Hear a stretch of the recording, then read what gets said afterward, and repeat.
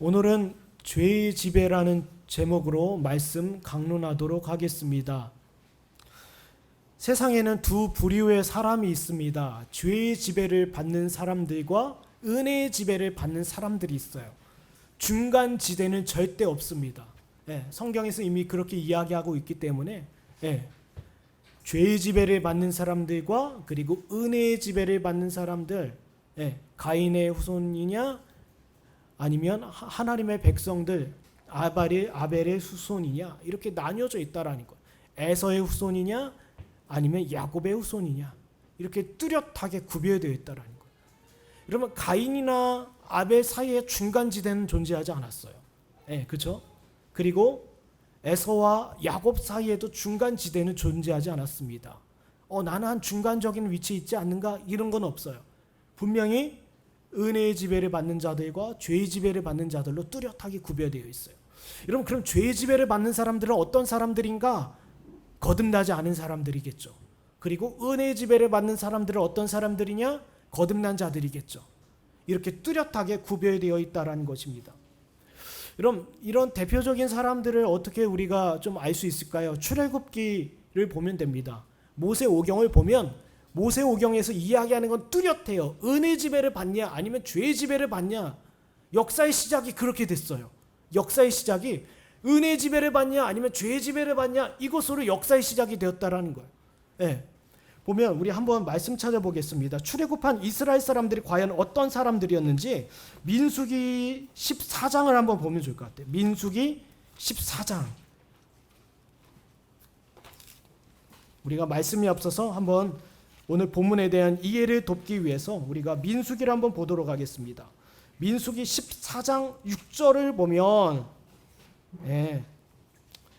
6절부터 보면 그 땅을 정탐한 자 중 눈의 아들 여수아와 여분네의 아들 갈렙이 자기들의 옷을 찢고 이스라엘 자손의 온 회중에게 말하여 이르되 우리가 두루 다니며 정탐한 땅은 심히 아름다운 땅이라. 9절에 다만 여호와를 거역하지 말라. 그 땅 백성을 두려워하지 말라. 그들은 우리의 먹이라. 보십시오. 10절에 온 회중이 그들을 돌로 치려 하는데 라고 되어 있어요. 지금 이스라엘이 출애굽을 했습니다. 그래서 이제 약속의 땅 앞에 서 있어요. 그 땅이 가데스 바네아입니다. 가데스 바네아에서 정탐꾼을 보내요. 근데 10명의 정탐꾼이 돌아와서 하는 말이 민수기 13장과 14장이 나와 있어요. 그들이 뭐라고 합니까? 아낙 자손이라는 족속이 그 땅에 살고 있는데 헤브론 산지에 있는 아낙 자손을 보고 그들이 두려워합니다. 그리고 가나안의 민족들을 보면서 두려워합니다. 그들은 우리보다 기골이 장대하고 크다, 무기도 있고 성읍도 단단하여 우리가 깰 수가 없다라고 얘기해요. 그들에 비하면 우리는 메뚜기와 같다라고 이야기합니다. 그리고 뭐라고 합니까? 애굽으로 돌아가자. 여러분, 출애굽한 이스라엘 사람들이요, 껐듯하면 이야기했던 말이 뭐냐면 애굽으로 돌아가자였어요. 애굽으로 돌아가자. 우리가 한 사람의 지도자를 세우고 애굽으로 돌아가자. 비록 그들의 몸은 애굽에서 났으나 마음은 애굽의 지배를 받고 있었다라는 거예요. 이것이 바로 죄의 지배를 받는 사람의 특징입니다. 비록 내가 교회 안에 있어요. 이렇게 교회 안에 머물러 있으면서 내가 예배도 드리고 봉사도 합니다. 그러나 중요한 것은 이 사람의 마음에 무엇의 지배를 받느냐가 중요한 거예요. 죄의 지배를 받는 사람은 계속해서 그 마음을 돌이켜 어디를 향합니까? 죄악된 일로, 세상적인 일로, 육신적인 일로 자기의 몸을 이끌 수밖에 없어요. 여러분의 마음이 이 자리에 있다라고 한다면 여러분은 마음으로 하나님께 예배드리는 자들일 것이고요. 만약에 몸이 여기 있다 하더라도 마음이 세상에 가 있다라고 한다면 죄의 지배를 받는 사람이에요. 출애굽한 이스라엘 사람들 몸이 나왔고 육신이 나왔고 분명히 약속의 땅 가나안 땅을 앞두고 있음에도 불구하고 그들은 애굽으로 돌아가자라고 이야기합니다. 그러나 은혜의 지배를 받는 사람들은 끝까지 여기 여호수아와 갈렙과 같이 무엇이라고 이야기합니까? 하나님의 약속과 말씀을 붙잡는 거예요. 이것의 차이입니다. 사람은요, 말이나 행실을 통해서 내가 지금 무엇의 지배를 받고 있는지 다 이야기해요. 지금 출애굽한 이스라엘 사람들 중에 하나님을 두려워하고 하나님 앞에 원망하고 우리가 애굽으로 다시 돌아가자라는 사람들은 지금 그들의 말과 행실을 통하여 우리는 죄의 지배를 받고 있습니다라고 본인 스스로가 이야기하고 있는 거예요. 예.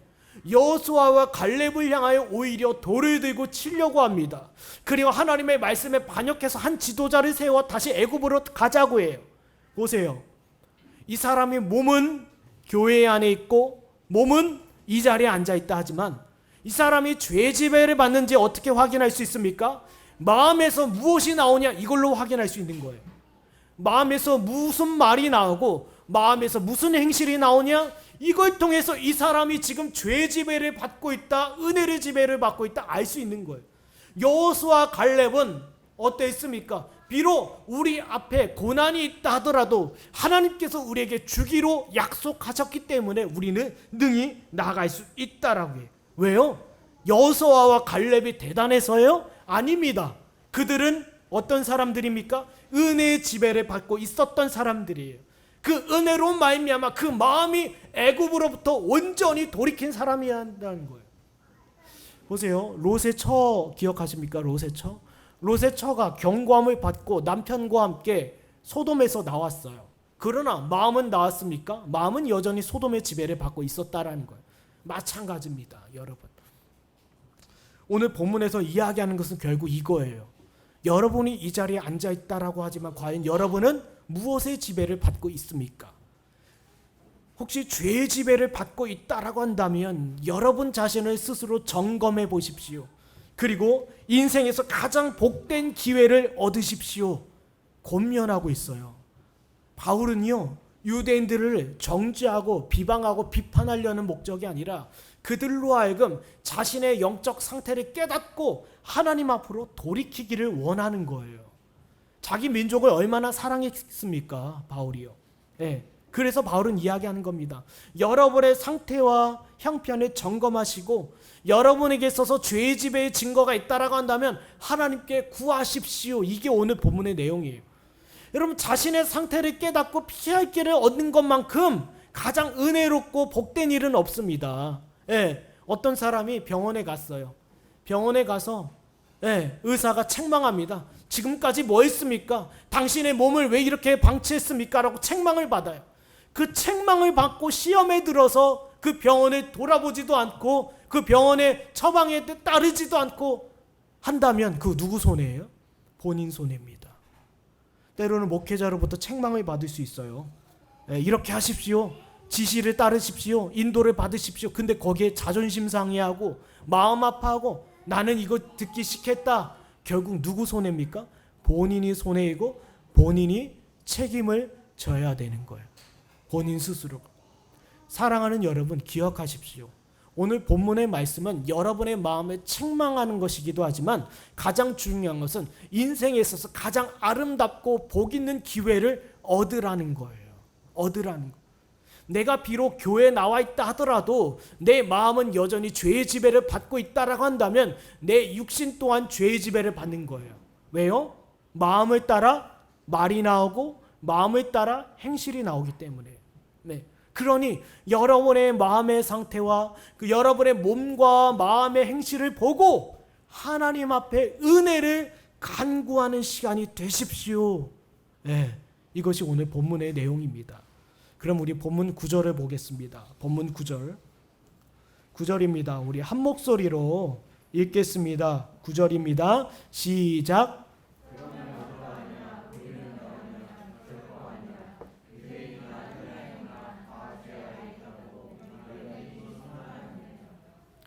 그럼 지난 시간에 이은 바울의 논증이 담겨 있습니다. 그러면 지난주에 우리가 어떤 이야기를 했는가 한번 되짚어 보겠습니다.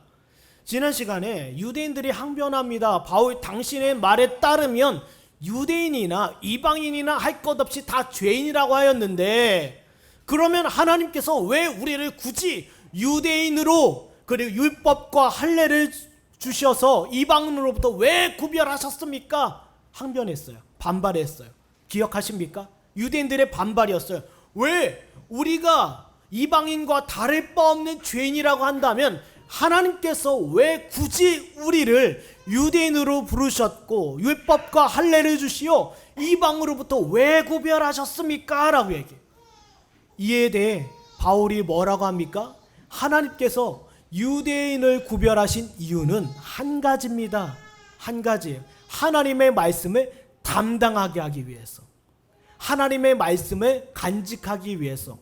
여러분, 유대인들에게 있어서 가장 특권, 이방인들보다 이루었던 점은 한 가지, 하나님의 말씀을 담당했다라는 거예요. 맡았다라는 것입니다. 우리 로마서 3장 1절과 2절 다시 한번 보겠습니다. 로마서 3장 1절과 2절을 보면, 그런즉 유대인의 나음이 무엇이며 할례 유익이 무엇이냐? 범사에 많으니 우선은 그들이 하나님의 말씀을 맡았음이니라. 이게 유대인들에게 있어서의 이론점이었고 유익이었어요. 근데 오늘 본문 9절에 바울이 이어서 이야기합니다. 왜요? 하나님의 말씀을 맡았다는 말에 심취되어 교만해지지 말라라는 거예요. 그렇다고 너희가 하나님의 말씀을 맡았다고 해서 교만해지거나 그 말에 심취하지 말라라고 얘기합니다.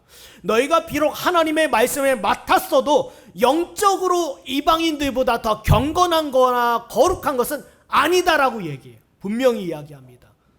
우리 말씀 한번 찾아보겠습니다. 로마서 2장 12절. 로마서 2장 12절입니다. 무릇 율법 없이 범죄한 자는 또한 율법 없이 망하고, 이방인들을 이야기합니다. 무릇 율법이 있고 범죄한 자는 율법으로 말미암아 심판을 받으리라. 유대인들을 이야기하죠. 결국 무슨 말입니까? 지금 유대인들은 하나님의 말씀을 맡았다라고 하지만 그 하나님의 말씀에 지켜 순종할 능력이 없다라는, 그리고 이방인들은 하나님의 말씀의 자체를 외면하고 거기에 대한 지식이 없을 뿐만 아니라 설령 안다 하더라도 그들은 하나님의 말씀으로 받지 않는다라는 것. 고로 무엇입니까? 외적으로 유대인들이 말씀을 맡았다 하지만 하나님의 시선에서는 이방인이나 유대인이나 다 죄 아래 있다라는 것이에요. 네. 우리가 성경을 끼고 다닌다고 해서 내가 다른 사람들보다 더 경건하다 생각하지 마십시오. 내가 성경을 끼고 다니면서 내가 무슨 어디에서 제자 훈련 받았다, 성경 공부 받았다, 여러분 기억하세요. 거듭나지 않았다라고 한다면 여전히 죄의 지배 아래 있으며 이방인들과 불신자들과 다를 바 없는 거예요. 다를 바 없는 거예요. 여러분, 세상 사람들, 여러분 교회 안에 있는 사람들이 세상 사람들 비방하면 안 됩니다. 너무 업신여기면 안 돼요. 왜요? 이방인이 되었던 교회 안에 있던 중요한 것은 은혜의 지배를 받지 않는다라고 한다면 그 영혼은 여전히 위험하기 때문이에요. 죄의 지배를 받고 있기 때문입니다. 한번 보세요. 세상에 있는 사람들, 복음에 있어서 이방인들은 자기의 소견에 옳은 대로 살아갑니다. 그러나 교회 안에 있다라고 하면서 내가 주일에는 예배에 나오지만 실상은 내 마음의 소견에 옳은 대로 행하고 있어요. 그럼 이방인들과의 차이가 무엇이겠냐라는 거예요. 이것이 바울이 하고 싶은 말입니다. 유대인들을 향해서 말씀 맡았다고 우쭐거리지 마라. 이방인이나 유대인이나 할 것 없이 너희는 모두 하나님 앞에 죄인이다. 곧 죄의 지배를 받고 있다라고 얘기해요. 그러면 보세요. 죄의 지배를 받고 있다라는 그 말에 대한 근거를 제시해야 되잖아요. 근거. 10절을 보겠습니다. 우리 한번 10절 읽어보겠습니다. 10절입니다. 시작. 네, 여기까지만. 10절만. 여러분, 죄 아래 있다는 말에 대한 근거는 무엇이며 어떤 권위로 그렇게 선언할 수 있는가? 여러분, 유대인들이 반발할 수 있잖아요. 그렇죠? 유대인들의 특징은 계속해서 반발하고 계속 질문합니다. 아니, 당신의 말에 근거가 어디 있습니까? 당신은 무슨 권위로 그렇게 우리를 향해서 그렇게 이야기할 수 있습니까? 그 말에 대한 대답입니다. 바울이 이야기합니다. 기록된 바, 하나님의 성경이 과연 무엇을 이야기하고 있는가? 시편 53편의 말을 가지고 옵니다. 시편 53편 1절에서 3절까지의 말씀인데 이 말씀은 시편 14편에도 나와 있는 말씀이기도 합니다. 한번 시편 53편 1절에 3절을 보면 찾아볼까요? 한번 시편 53편 1절에 3절까지를 보면 어리석은 자는 그 마음에 이르기를 하나님이 없다 하도다. 그들은 부패하며 가증한 악을 행하며 성은을 행하는 자가 없도다. 하나님의 하늘에서 인생을 굽어 살피사 지각이 있는 자와 하나님을 찾는 자가 있는가 보려 하신즉 각기 물러가 함께 더러운 자가 되고 선을 행하는 자가 없으니 한 사람도 없도다. 이미 하나님의 시선에서는요, 하나님의 백성이라 이름하는 유대인들이나 이방인들이나 똑같이 다 죄인이었다라는 거예요. 그럼 이어서 보면 의인은 없나니 하나도 없다라고 얘기해요. 의인은 없다. 그럼 이 말은 무슨 말씀이냐면요, 왜 하나님께서 유대인들이나 이방인들을 다 죄인으로 보신 줄 아십니까? 그들 중에 하나님의 의를 충족할 사람이 한 사람도 없는 거예요. 유대인들은 율법 몇 가지를 지키면서 우리는 하나님의 의에 충족하고 있다라고 자랑하고 있지만, 하나님의 시선에서는요, 하나님의 의에 충족할 만한 사람이 한 사람도 없는 거예요. 그래서 천하 사람 중에 구원받을 만한 사람이 없다라는 겁니다. 여러분, 하나님의 의를 충족하기 위해서 무엇을 해야 합니까? 여러분이 해야 할 일은 뭐예요? 내가 하나님의 의를 충족시키고 싶다. 율법을 하나도 빠짐없이 다 지켜야 돼요. 그럴 수 있는 사람 있습니까? 예, 다 지켜 행할 수 있는 사람이 있어요? 세상에서 가장 아름답고 가장 윤리적이고 가장 도덕적이고 사람들로부터 존경을 받는 사람이라 할지라도 하나님 앞에서는 죄인일 수밖에 없다라는 거예요. 우리가 때로는 어떤 다큐멘터리나 어떤 감동적인 이야기를 들어보면 어디 외국에서 봉사활동하고 남을 위해서 자기 생명을 내어걸고 한다 하더라도 그들은 하나님께서 보시기엔 죄인이에요. 왜요? 하나님의 의에 충족시킬 수 없기 때문에. 예. 어떤 사람을 위해서 자기의 생명을 내어건다 하더라도 그 의가 충족되지를 않아요. 왜요? 그는 율법을 다 지킬 수 있는 사람이 아니기 때문입니다. 그럼 한번 우리가 한 사람을 좀 가지고 오면 좋을 것 같아요. 노아입니다. 노아. 제가 지난주에 노아 이야기 좀 했을 거예요. 노아. 여러분, 노아는요, 당대 의인이요 완전한 자라고 합니다. 왜 그랬을까요? 네, 우리 한번 찾아볼까요? 창세기입니다. 창세기 6장입니다. 창세기 6장 한번 6장 9절. 네. 창세기 6장 9절. 이것이 노아의 족본이라. 노아는 의인이요 당대 완전한 자라. 그는 하나님과 동행하였으며. 왜요? 8절이 중요합니다. 그러나 노아는 여호와께 은혜를 입었더라. 다시 말씀드리자면요, 하나님으로부터 구원의 은혜를 입지 않고서는 의롭다함을 받을 사람이 세상에 없어요. 왜요? 인간의 노력과 수고로는 하나님의 율법을 다 지킬 수도 없으며 하나님의 의를 충족시킬 수 없기 때문에 모든 사람은 어디 아래 있다? 죄 아래 있어요. 그러나 그들 중에 몇 사람이 은혜의 지배를 받는데, 은혜의 지배를 받는 자들이야말로 하나님으로부터 의롭다함을 받을 수 있다라는 거예요. 하나님의 은혜가 여러분 마음 가운데 비춰지기 이전에는 저와 여러분은 어쩔 수 없이 죄의 지배 아래 있는 사람일 수밖에 없는 거예요. 고린도 후서 4장 6절에 바울이 이야기합니다.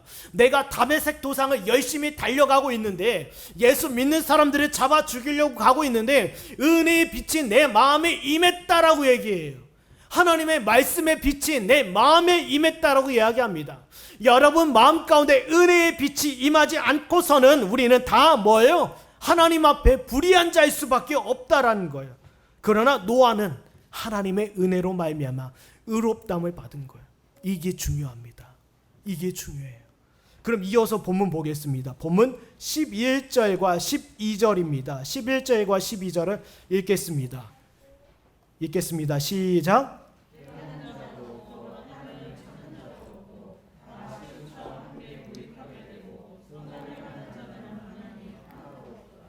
여러분, 거듭나지 아니한 사람들이 죄의 지배를 받고 있다라는 근거로 성경을 가지고 왔어요. 그럼 이제 성경에서 왜 이렇게 이야기하는지, 죄의 지배를 받고 있는 사람들의 영적 특징을 성경은 뭐라 이야기하고 있는지 지금 언급하고 있습니다. 예. 만약에 여러분 가운데 이 시간 이와 같은 영적 특징이 있다라고 한다면 여러분은 어떠합니까? 여전히 죄의 지배를 받고 있는 사람이에요. 그래서 서둘러 하나님 앞에 구원의 은혜를 구해야 합니다. 혹시 여러분 주변의 가족들 중에, 그리고 여러분의 친구들 중에 내가 그리스도인이라고 하지만 여전히 이와 같은 영적 특징을 가지고 있다? 그러면 뭐예요? 그 친구에게 권면해야 합니다. 서둘러 하나님의 은혜를 입으십시오. 예. 그렇지 않고서는 당신의 상태는 지금 지옥문 앞에서 놀고 있는 것과 똑같습니다. 여러분, 어린아이가 찻길에서 놀고 있다면 내버려 두겠어요? 가만히 있지 않을 거예요. 예, 위험한 상황이기 때문에. 마찬가지입니다. 내가 교회를 다니고 교회 안에 머물러 있는 거 가지고 내가 괜찮다? 여러분 오늘 본문에서 나와 있는 영적 특징을 내가 가지고 있다라고 한다면 그 사람은 죄의 지배를 받는 사람이고 지옥문 앞에서 놀고 있는 아이와 길거리에서 놀고 있는 아이와 똑같다라는 거예요. 한번 보겠습니다. 본문 11절에 뭐라고 하냐? 깨닫는 자도 없고 하나님을 찾는 자도 없다라고 얘기해요. 여러분 제가 로마서를 시작하면서 인간과 짐승의 차이에 대해서 이야기했습니다. 여러분 인간은요 신적인 기관이 있어요. 하나님과 교제하고 하나님과 소통할 수 있는 기관이 있다라고 했습니다. 그 기관이 뭔지 아십니까? 첫 번째는 지성, 두 번째는 자유의지, 세 번째는 양심이에요. 그러나 인간의 양심이, 인간의 지성이, 인간의 의지가 죄로 말미암아 부패했다라고 했어요. 예, 부패했기 때문에 그 지성이 어떻게 해요? 온전한 지성이 아니에요. 한번 볼까요? 깨닫는 자도 없고 라고 되어 있어요. 깨닫는 자가 없다. 여러분 깨닫는 자가 없다라는 것은 모른다라는 거예요. 여러분 사람들이 깨닫지 못했다라는 것은 자신의 형편과 처지가 하나님 앞에서 심각한 죄인이라는 사실을 모른다라는 거예요. 여러분 한번 전도해 보세요. 사람들 앞에 당신은 하나님 앞에 죄인입니다. 그 말 믿습니까? 믿지를 않아요. 이 말은 뭡니까? 깨닫지 못하고 있다라는 거예요. 네. 나 죄인입니다. 제가 가족들에게 너무 잘못을 많이 저질렀어요. 제가 친구들에게 너무 많은 죄를 저질렀어요. 그거 깨달은 겁니까? 그거 깨달은 거 아니에요.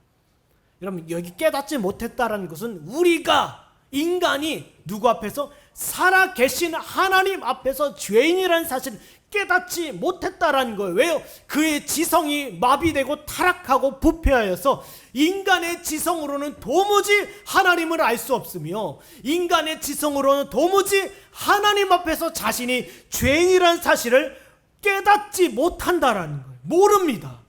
네, 몰라요. 이런 모르기 때문에 하나님을 찾거나 구하지도 않아요. 네, 여러분 사람이요 이런 마비되었다란 말 들어보셨습니까? 여러분 마비되었다라는 거 이거 무서운 이야기입니다. 마비되었다라는 것은요 자기 손이 아프거나 상처가 나도 그걸 깨닫지를 못한다라는 거예요. 알지를 못하게 한다라는 겁니다. 마찬가지예요. 인간이 아담의 죄로 말미암아 모든 인간은 마비가 되었어요. 예, 지성이 있으나 그 지성으로는 하나님을 구할 수 없고 찾을 수도 없고 자신의 상태를 알 수도 없어요. 그리고 또 한 가지, 그 의지는 어떠합니까? 본문 12절에 의지는 다 치우쳐 있어요. 어디 치우쳐 있습니까? 여러분 여기에서 치우쳐 있다라는 말은요 무익하게 세상 일로 육신적인 일로 치우쳐 있다라는 거예요. 그러니까 무익하죠. 세상 일에는 바쁘고 분주하고 수고하고 노력하고 있으나 그 일이 그 영혼에게는 무익하다라는 거예요. 또 한 가지 제가 더 해볼까요? 세상 모든 인간들이 종교심이 있어서 종교와 우상을 만들어냈어요. 제가 로마서 2번째 시간에 이야기했죠. 왜 종교가 등장했고 왜 우상 숭배가 등장했는지. 사람들은요 한쪽으로 치우쳐서 우상을 만들어내고 그것이 나의 하나님, 그것이 나의 신이다라고 섬기지만 그것이 다 무익합니다. 말 못할 신이고요. 자신을 죄로부터 구원하지 못할 거예요. 마찬가지입니다. 사람들은 이렇게 치우쳐 있어요. 세상에서 수고하고 노력하고 땀을 흘리고 봉사하고 때로는 자기가 종교심을 가져서 어떤 종교를 믿고 있으나 무익해요. 그리고 분명한 것은 여기 뭐라고 합니까? 선을 행하는 자는 없나니 하나도 없도다. 우리 로마서 12장 2절을 찾아보겠습니다. 로마서 12장 2절. 너희는 이 세대를 본받지 말고 오직 마음을 새롭게 함으로 변화를 받아 하나님의 선하시고 기뻐하시고 온전한 뜻이 무엇인지 분별하도록 하라. 여러분 사람이 은혜의 지배를 받기 이전에 그 마음이 거듭나기 이전에는 하나님의 선하시고 기뻐하시는 뜻을 모른다라는 거예요. 사람이 거듭나지 않고서는요 선을 행할 수도 없고 하나님께서 무엇을 기뻐하는지 알 수가 없다라는 거예요. 여기 본문에서 선을 행한다라는 것은 무슨 뜻입니까? 착한 일 한다라는 말입니까? 아니죠. 하나님께서 기뻐하는 일을 행한다라는 거예요. 여러분 세상에서요 하나님 외에 선한 분이 없으며 하나님을 위한 일 외에는 선한 일이 없습니다. 하나님을 위한 일 외에는 선한 일이 없어요. 내가 어떤 가난한 자를 돌본다 하더라도 하나님을 생각함으로 돌보는 거고요. 내가 교회에서 봉사한다 하더라도 하나님의 영광과 이름을 위하여 봉사하는 거예요. 하나님과 그 하나님과 관련된 일 외에는 선한 일이 없습니다. 그러나 사람이 거듭나지 않고서는 이 선한 일을 마음으로 전심을 다하여 할 수 없다라는 거예요. 그렇다면 여기 본문 11절과 12절이 이야기하는 건 한 가지입니다. 죄의 지배를 받고 있는 사람들은 어떤 사람들이냐? 그 지성이 부패하였고 의지가 타락하여서 하나님을 향하여 그 어떤 일도 도모할 수 없다. 자기의 영혼의 처지와 형편을 깨닫지 못할 뿐만 아니라 그 하나님을 찾고 구하며 하나님을 위하여 그 어떤 일도 할 수 없다라는 거예요. 이 상태입니다. 여러분이 하나님을 사랑하지 않는다라고 하면요, 연보 내는 것도 못합니다. 그럼 제가 캐나다에서요 루터파 신자들을 많이 접했는데요, 그 사람들은 한국 돈으로 헌금할 때 100원, 200원을 합니다. 성인이 아무리 상식적으로 보십시오. 100원, 200원 이게 헌금이겠습니까? 하나님 앞에? 여러분 자녀들에게 100원, 200원 주어지면서 나가서 야 네가 먹고 싶은 거 사 먹어 이럽니까? 그렇지 않잖아요. 그만큼 무엇입니까? 영적으로 죽어 있는 거예요. 내가 하나님을 위하여 그 어떤 일도 도모할 수 없는 상태. 내가 예배라는 어떤 의식에 나와 있으나 내 영혼은 여전히 죄의 지배를 받고, 내가 어떤 종교심을 따라서 내가 모태신앙이니까 내가 종교적 습관에 따라 주일 예배는 나왔으나 그 모든 시간은 나를 위해서 사용하고 모든 의지를 다해서 자기 기쁨을 위해 살아가요.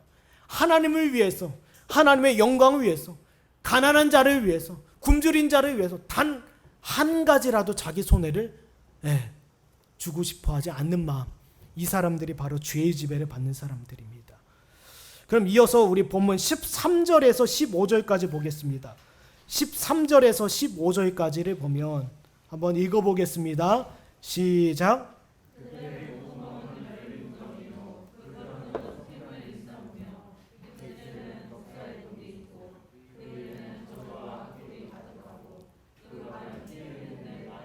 여기까지.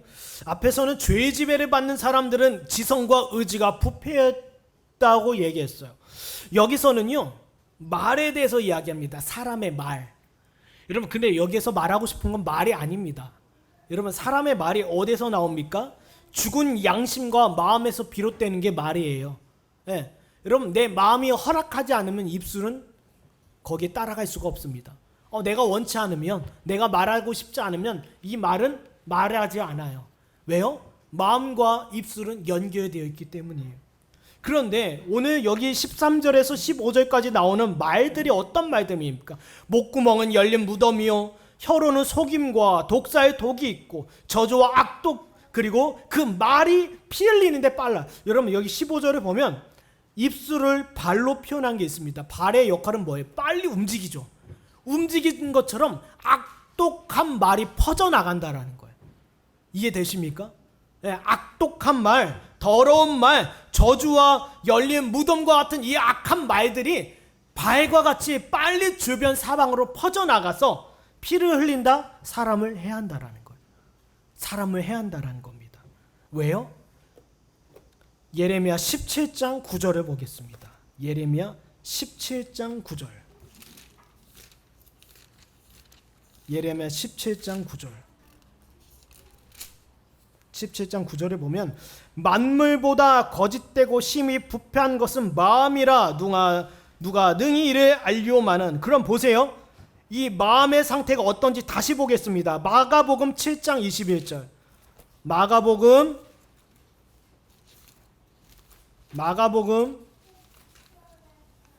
7장 21절입니다. 7장 21절 보세요. 마음이 어떤지.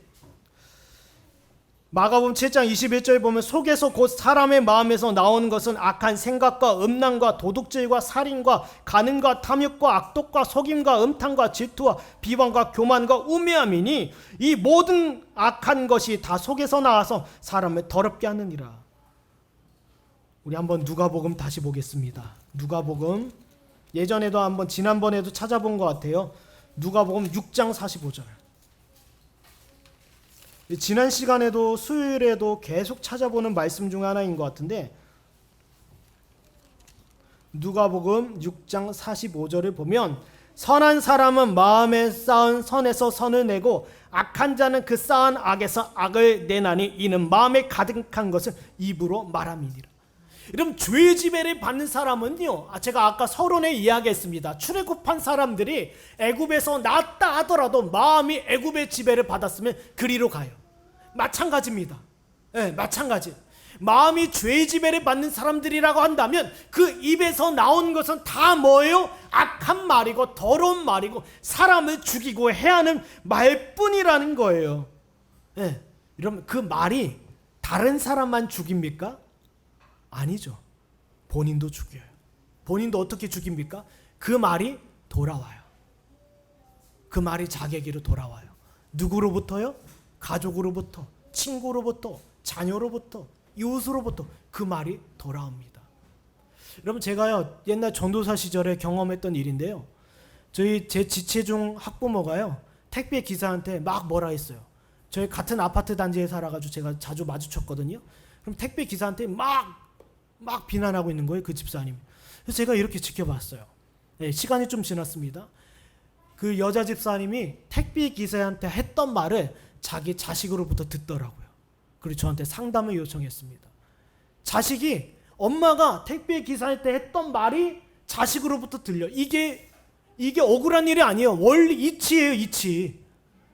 그럼 우리가 정치를 보면, 국회를 보면 정치인들이 서로 싸우지 않습니까? 네가 저번에 이 말 하지 않았습니까?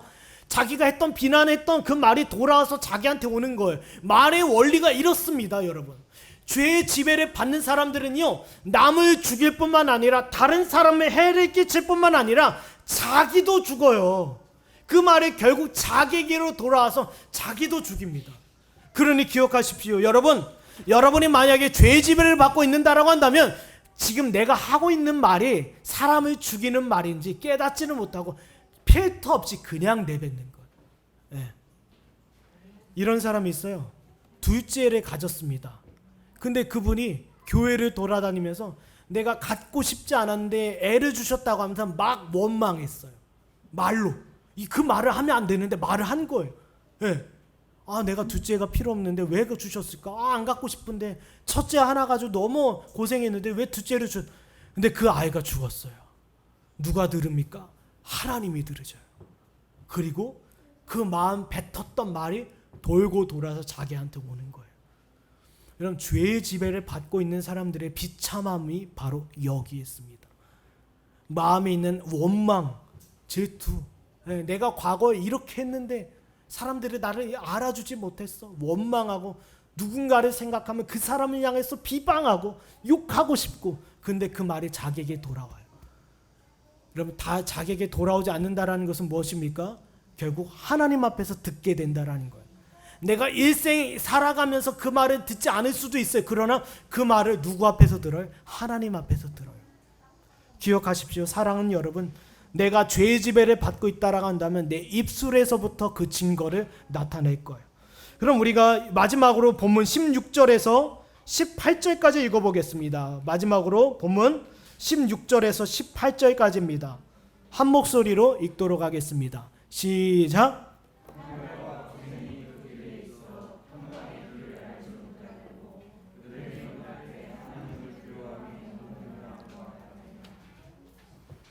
여러분, 마지막으로요, 제가 좀 전에는 사람의 입술에 대해서 이야기하지 않았습니까? 사람의 입술. 이제는 사람의 행실에 대해서 이야기하고 있어요. 행실. 어떤 행실이 있습니까? 네, 파멸과 고생이 그 길에 있어요. 그러나 17절에 평강의 길을 알지 못해요. 네, 뭐라고요? 지금 파멸과 고생의 길에 있는데 평강의 길을 알지 못해요. 이 말은 무슨 말이냐면요, 자기가 지금 평강의 길인 줄 알고 서 있으나 그 길은 지금 파멸과 고생의 길이라는 거예요. 헛된 평안의 길을 의지하고 사람들이 가고 있다라는 거예요. 이게 죄의 지배를 받는 사람의 특징입니다. 뭐라고요? 죄의 지배를 받는 사람의 특징은요, 자기가 지금 평강의 길이라고 하면서 노래하면서 즐거움으로 가고 있어요.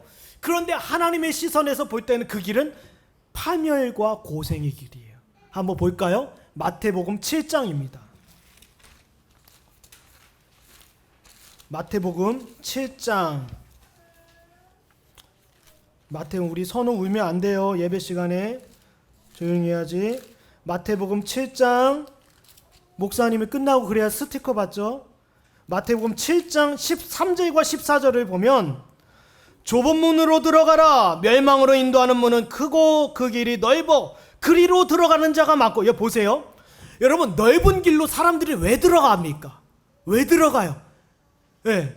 그 길이 평강의 길이고 안식의 길이고 위로의 길인 줄 아는 거예요. 네. 사람들이 거기에 야, 이거 나에게 있어서 평강의 길이야, 위로의 길이야, 복된 길이야 라고 우르르르르 들어가요. 그러나 그 길은 결국 뭡니까? 파멸과 고생의 길이에요. 파멸과 고생의 길. 기억하십니까? 왜요? 넓은 길은요 필요 없어요. 네, 필요 없어요. 자기 자신을 부인하거나 주에 대해서 씨름하거나 구원에 대해서 고민하거나 인생에 있어서 고민하고 이런 거 고민 없어요. 그냥 사람들이 많이 가니까 그 길은 안전한 길이야, 평강의 길이야. 그러나 주님의 시선에서는 파멸의 길이고 고생의 길이에요. 여러분, 그 지금 중국에서 어떤 사건이 터졌어요. 어떤 지하차도에서 차들이 가득 차 있는데요, 물이 차서요 사람들이 지금 거기서 많이 이렇게 죽거나 다쳤어요. 근데 아직 물을 빼내지 못해서 그 안에 몇 사람이 있는지 몰라요. 근데 왜 그런 일이 있는 줄 아세요? 앞차에 있는 사람들이 가만히 있으니까 나도 가만히 있는 거예요. 괜찮겠지. 물이 허리까지 차는, 거기 한번 뉴스 보세요. 버스 안과 지하철 안에 물이 이만큼 찼는데도 사람이 이제는 뭐 괜찮겠지. 이게 군중 심리예요. 우리가 한국에서도 최근에 많은 사건 터지지 않았습니까? 요 10년 사이에. 그 사건들의 공통점이 뭔지 알아요? 군중 심리예요. 어른들이 괜찮다라고 하니까 그냥 있는 거예요. 괜찮겠지. 많은 사람들이 안전해야 하니까. 여러분, 이거 위험한 길입니다. 여러분, 의심의 눈으로 보십시오. 네, 의심의 눈으로 보십시오. 많은 사람들이 좋아하고 즐거워하며 쫓는 길은요, 네, 넓은 길이고 그들이 볼 때는 평강의 길이라 하지만 파멸과 고생의 길이에요. 자신을 부인하지도 않고 씨름하지도 않고 죄에 대해서 아파하지 않고 애쓰지 않는 길. 여러분, 그 길이 결국 무슨 길입니까? 본문 18절에 이야기합니다. 하나님을 두려워하지 않는 길이에요.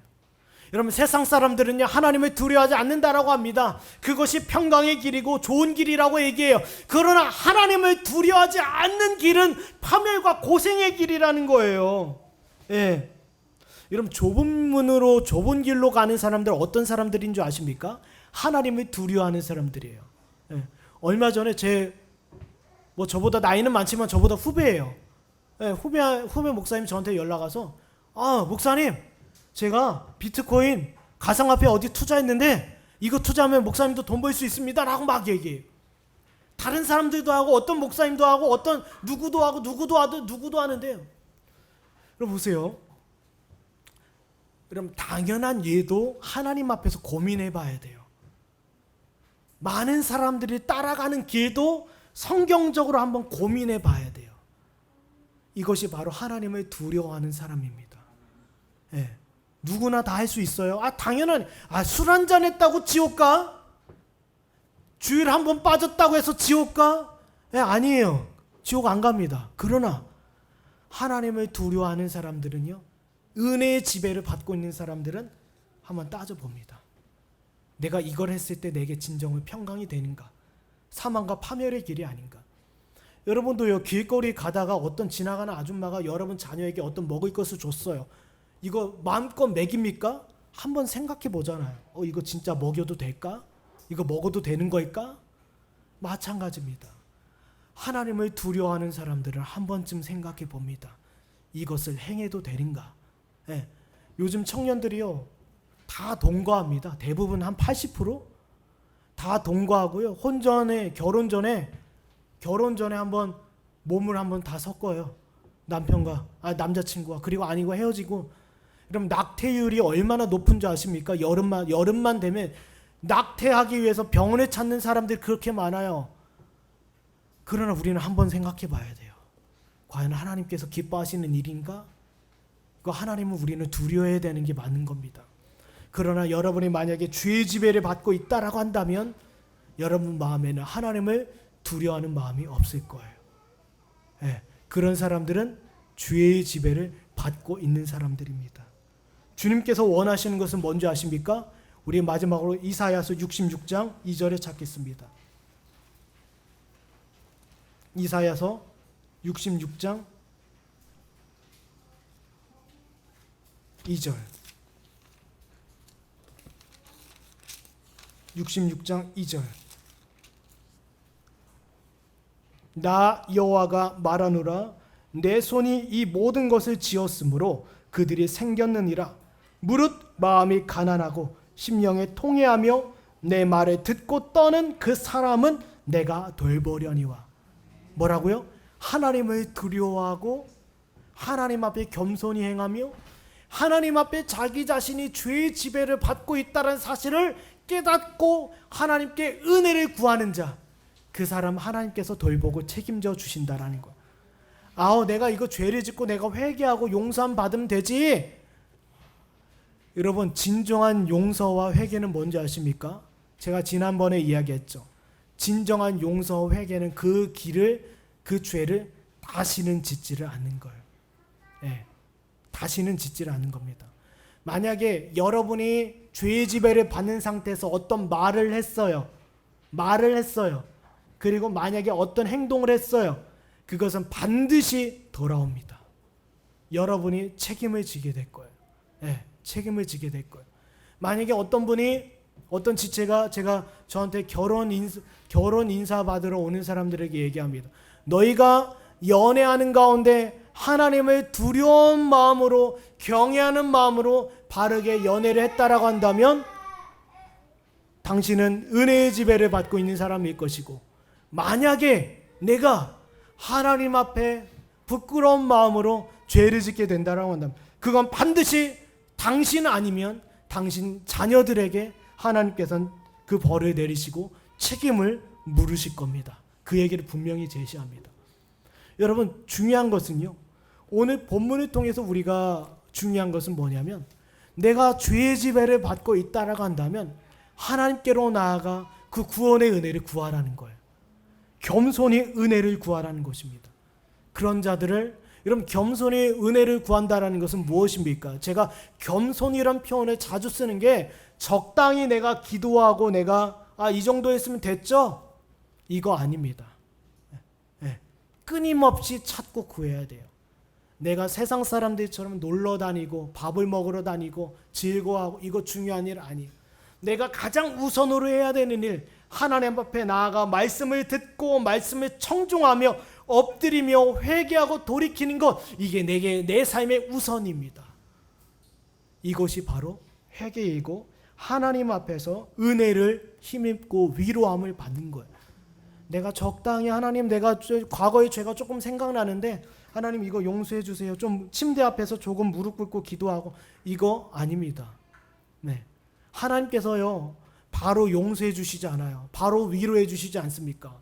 여러분, 용서와 위로의 특징은 뭔지 아십니까?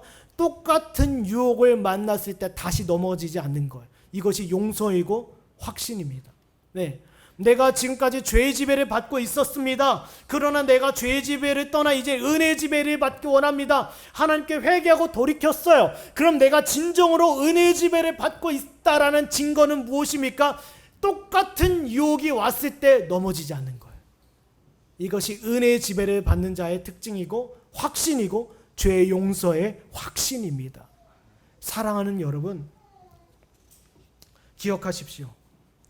하나님을 두려워하시고 여러분이 죄의 지배를 받고 있다라고 한다면 여러분의 영혼은 지금 지옥문 앞에서 놀고 있는 것과 똑같은 거예요. 똑같은 거. 오늘 목회자의 간절한 외침을 오늘 이 시간에만 듣지 않고요, 집에 가셔서도 계속 반복적으로 들으시고 여러분에게 가장 아름답고 인생에 있어서 가장 복된 기회를 얻으시는 저와 여러분이 되길 간절히 축원합니다.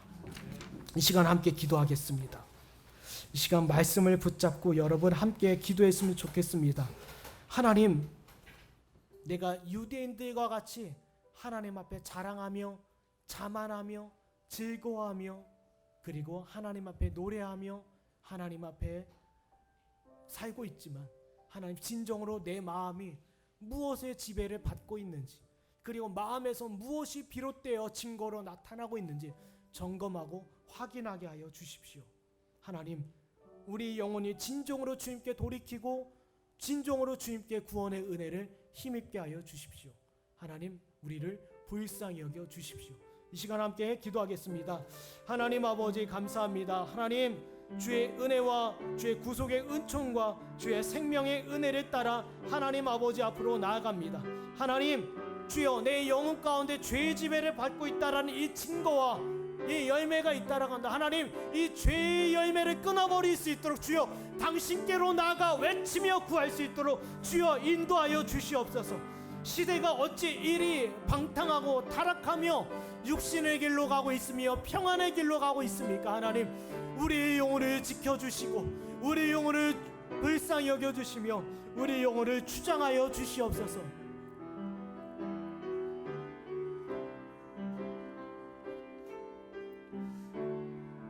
이 시간 우리 다시 한번 기도하겠습니다. 기도할 텐데요, 여러분 이미 들으셔서 아실 겁니다. 이젠 뭐 인공지능이다, 뭐 AI다, 여러분 이런 시대는요 곧 어떤 시대냐면 인간을 위하여 모든 편의와 모든 것이 제공되는 시대예요. 한마디로요, 어른들이 살았던 시대와 다른 어떤 또 다른 고난이 찾아온 시대라는 겁니다. 기도하지 않아도 되고요, 세상 사람들처럼 자기 몸을 함부로 굴려도 아무런 문제가 없는 시대, 자유할 수 있는 시대, 너무 평안한 시대를 맞이했습니다. 너무 평안하기 때문에 위기인 거예요. 우리 자녀들이 살아가는 이 시대는요 너무 평안한 시대이고 너무 행복한 시대입니다. 그러기 때문에 위기인 거예요. 하나님께서 코로나19를 왜 주셨습니까? 깨어나라는 거예요. 고만 잠자고 깨어나라는 겁니다. 하나님을 의식하고 하나님을 인식하고 하나님을 기억하라는 것, 하나님을 두려워하라는 겁니다.